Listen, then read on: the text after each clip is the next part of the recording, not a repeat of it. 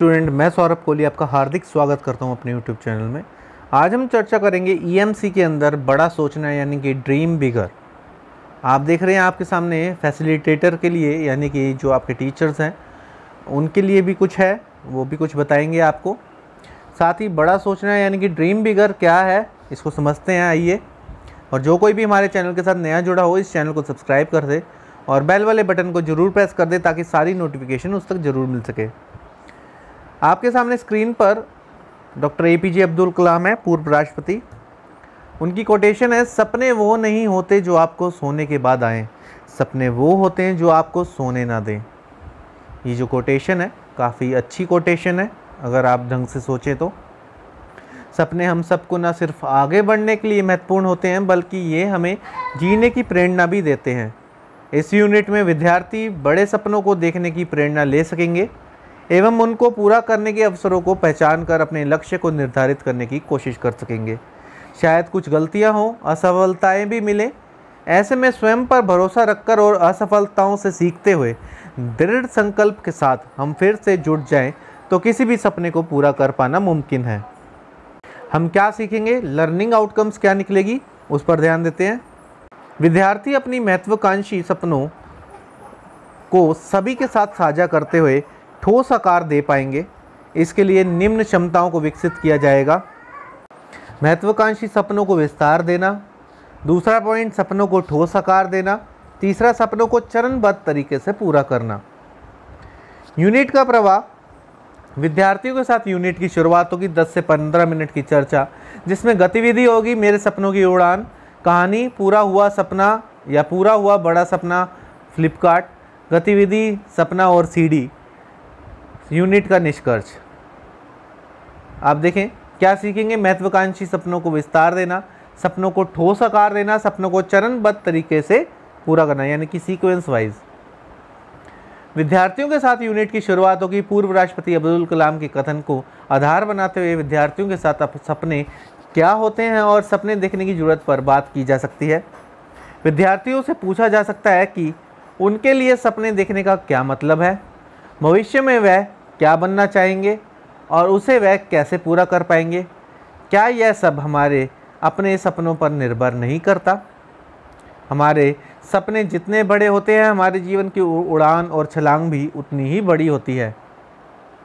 मेरे सपनों की उड़ान परिचय देंगे। कई बार हम अपने सपने एक सीमित दायरे में देखते हैं। हर विद्यार्थी अपने सपनों को फैलाव देना चाहता है, असीमित क्षमता होती है सब में।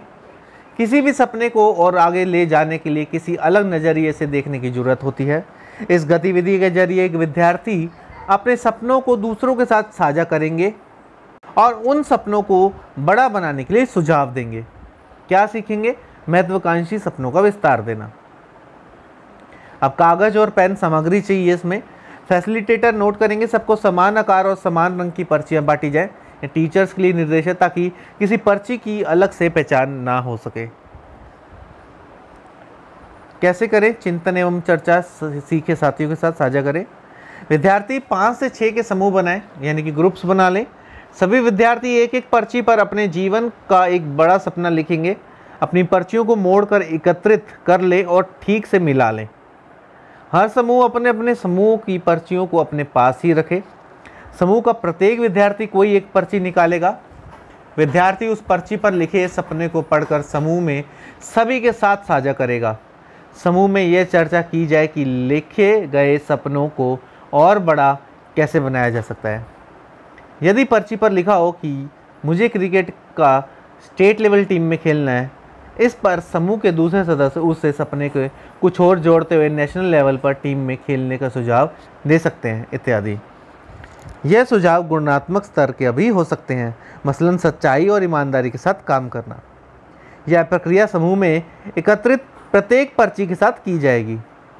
सभी पर्चियों पर लिखे सपने पर बात करने के बाद हर समूह किसी एक बड़े सपने का चयन करेगा जिसे वह कक्षा के बाद बाकी विद्यार्थियों के समक्ष प्रस्तुत करेगा।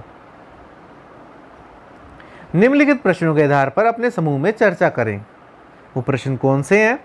दोस्तों द्वारा अपने सपनों में कुछ जोड़े जाने पर आपको कैसा लगा? क्या आपने सपनों से अपने आकार, अपने परिवार, समाज और राष्ट्र पर कोई सकारात्मक प्रभाव होता है आपके सपनों से? सपने देखना और बड़ा सोचना क्यों जरूरी है? हर समूह से एक विद्यार्थी अपने साथियों के सपनों को पढ़ते हुए उन्हें पूरा करने और उन्हें बड़ा आकार देने के लिए समूह द्वारा दिए गए सुझावों को पूरी कक्षा के साथ साझा करेगा। इस गतिविधि में सपनों के महत्व के बारे में विचार किया गया। साथ ही यह भी जानने की कोशिश की गई कि एक सपने को और बड़ा कैसे किया जा सकता है। किसी सपने को विस्तार देकर और बड़ा बनाने की प्रक्रिया हमारे जीवन के लक्ष्य को भी निर्धारित करती है। हम जान पाते हैं कि सपना जितना बड़ा होगा उतने ही बड़े होंगे हमारे विचार और उतनी ही बड़ी होगी हमारी मंजिल। पूरा हुआ बड़ा सपना, फ्लिपकार्ट। कहानी का दूसरा भाग है 5.2 परिचय। क्या आप किसी एक ऐसे व्यक्ति को जानते हैं जिसने अपनी अच्छी तनख्वाह वाली नौकरी अपना कोई और काम करने के लिए छोड़ दी हो? एक ऐसी ही कहानी है सचिन बंसल और बिन्नी बंसल की, जो कुछ बड़ा करना चाहते थे और उन्होंने ऐसा ही देखा और उन्होंने अपना सपना पूरा किया। सपनों को ठोस आकार देना। अधिकतर शहरों में आज हर कोई काम करने में इतना व्यस्त है कि घंटों काम करने के बाद अपनी रोज़मर्रा की खरीदारी के लिए उसके पास ना तो मार्केट जाने का समय बचता है और ना ही ऊर्जा। ऐसे में इंटरनेट के माध्यम से शॉपिंग ने उन्हें सुविधा दी है। फ्लिपकार्ट ने इंटरनेट शॉपिंग को भारत में काफ़ी लोकप्रिय बनाया है और एक नई शुरुआत दी है। आइए कहानी के माध्यम से फ्लिपकार्ट के बारे में जानते हैं। आज आप घर बैठे कुछ भी मंगवाएं, ना मार्केट जाने में समय खराब और ना भीड़ की फिक्र। सिर्फ खरीदे ही नहीं, बेचे भी। कोई भी किताब मंगवाएं, बच्चों के खिलौने, नए डिज़ाइन की घड़ी, दादी की साड़ी, कुछ भी। ई कॉमर्स कंपनियों ने शॉपिंग आसान कर दी है। इधर बटन दबाओ, उधर सामान हाजिर। ऐसी ही कंपनी बनाई सचिन बंसल और बिन्नी बंसल ने। कंप्यूटर इंजीनियरिंग करके दोनों विश्व की सबसे बड़ी इंटरनेट पर सामान बेचने वाली कंपनी में काम कर रहे थे। इस कंपनी में काम करना सम्मान की बात थी और तनख्वाह भी अच्छी थी, पर वह मन ही मन स्वयं अपना काम और अपने देश के लिए काम करने का सपना संजोए थे और इसी सपने को उड़ान देने के लिए दोनों ने अपनी नौकरी छोड़ दी। दोनों के लिए एक बड़ा कदम था। 2007 में अपनी सारी जमा पूंजी लगाकर भारत के बेंगलुरु शहर में 2 कमरे के ऑफिस से इन दोनों ने लगभग लोगों ने इंटरनेट पर किताबें बेचना शुरू की। दोनों खुद ही स्कूटर पर किताबें देने जाते और साथ ही अपनी कंपनी फ्लिपकार्ट के विज्ञापन से संबंधित कार्य भी करते। धीरे धीरे मेहनत रंग लाने लगी। इन्होंने किताबों के अलावा और सामान भी बेचना शुरू किया। उन्हें अब लग रहा था कि भारत में इंटरनेट के द्वारा और सामान भी बेचा जा सकता है और वह और व्यापारियों से भी मिलने लगे जो दूसरे प्रकार का सामान बनाते और बेचते थे। उन्होंने उन सबको भी अपने साथ मिलाया। जिस समय उन्होंने शुरुआत की थी तब तक भारत में लोग इंटरनेट पर पैसे के लेन देन की पूरी तरह सुरक्षित नहीं मानते थे। लोग देख परख कर ही सामान खरीदने के आदी थे और खरीदने से पहले पैसा नहीं देना चाहते थे। दोनों ने मिलकर इस समस्या पर विचार किया। उन्होंने कैश ऑन डिलीवरी की शुरुआत की। एक हाथ सामान लो, दूसरे हाथ पैसा दो। ई कॉमर्स कंपनियां भारत में नहीं थी। ग्राहकों को सामान स्वयं समय पर नहीं मिलता था। अब उन्होंने अपनी सामान डिलीवरी करना शुरू की। समय पर ग्राहक तक माल पहुंचाने लगा। पसंद ना आने पर बदलने का वादा भी किया। जैसे जैसे देश में लोगों का भरोसा इनकी कंपनियों पर बड़ा तरक्की होने लगी। बड़ी बड़ी कंपनियों ने इन पर भरोसा करके इनके काम में पैसा लगाया। जब इनका कारोबार और बढ़ गया तो इन्होंने देश के विभिन्न शहरों में अपने ऑफिस खोले।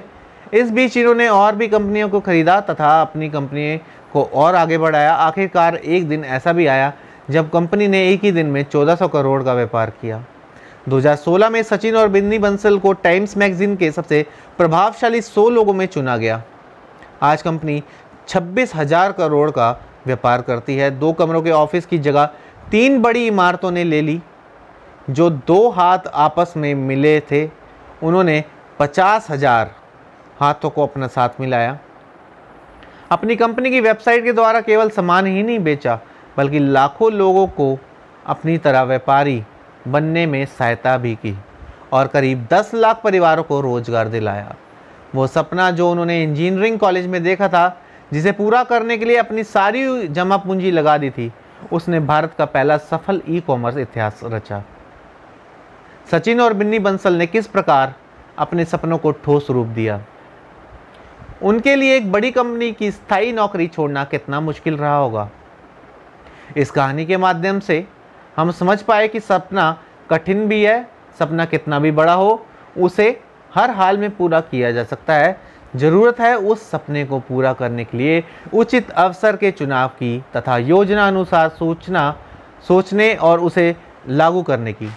साथ ही हम यह भी जान पाए कि नया कार्य शुरू करने में जोखिम तो होता है, लेकिन उस जोखिम को धैर्यपूर्वक उठाने वाला ही एक सफल व्यक्ति बन पाता है। आगे बात करें